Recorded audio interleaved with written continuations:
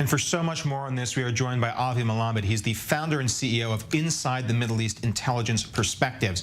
Let's jump directly into this story on the tensions around the Temple Mount. Hamas said that Israel effectively surrendered. Itamar Ben-Gvir is saying the exact same thing. Did Israel surrender here? And who has the deterrence factor, Israel or the terror groups? Well, Ariel, good morning. Thank you for having me. Look, we shouldn't be so much busy with Hamas statements and so on and so on. Here is the real deal. Hamas has always wanted to try and to monetize the card called Al-Quds, Jerusalem, and the Temple Mount compound, and so on and so on. We all remember what happened in May 2021 when Hamas launched a rocket attack and ended up after 10 days in a very bad situation. Hamas would like very much to see events or developments of violence around the story of the Temple Mount compound, but not in Gaza Strip. He would like it to see it in the West Bank. He would like it to see in other mixed cities in Israel. And by the way, there has been ongoing big campaign in the last couple of days within the Palestinian public that actually centers around the story of the West Bank is the one that actually should be the one that will be the focus or the area, the main focal area for every possible eruption of violence around the story of the Temple Mount compound. I would suggest not to look at the story through the lenses of who has been defeated and who has been the victorious, because this is totally meaningless. Well, on that perspective, we are seeing emboldened terror groups, emboldened actors that are against Israel's existence. And we've seen this statement from Iran just moments ago, days ago, I should say, that the axis of nations that oppose Israel's very existence are realigning the entire region. We see meetings with Hamas and Hezbollah, along with the Iranians in Syria. And this is all while Iran is normalizing relations with Abraham Accords nations. Let's talk about this much more serious look at things. Is there a new balance of power, and where's that leaving Israel?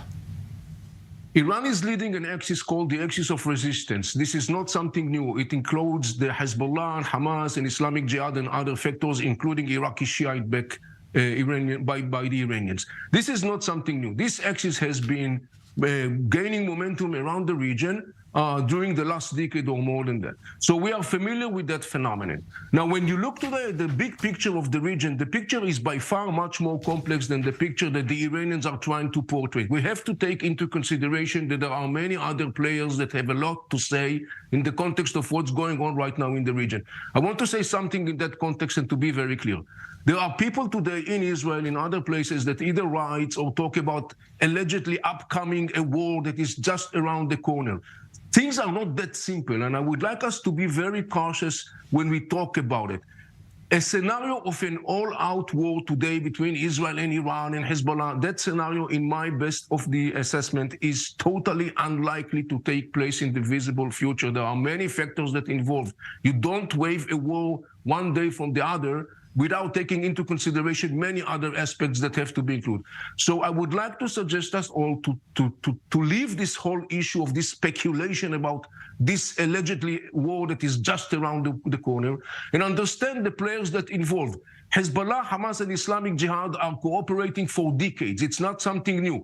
And by the way, if you want to look at the regional big picture, here is some interesting development that really concerns the Iranians and really could interrupt, other than the Israeli blows on the Iranians in Syria, could really interrupt the Iranian master plan. And what I'm talking about is the rapprochement, the pardon of the Saudis to the Syrian regime.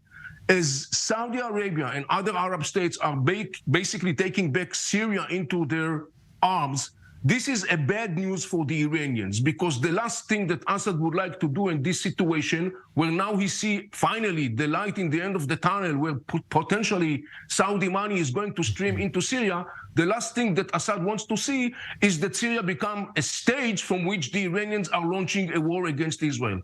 We have to look at this whole picture in a much wider perspective and to be much more careful, not so much careless, not to say reckless, with an assumptions or assessments that are not reflecting accurately the comprehensive picture as it is on today on the ground. Okay, thank you very much for breaking that down for us, Avi.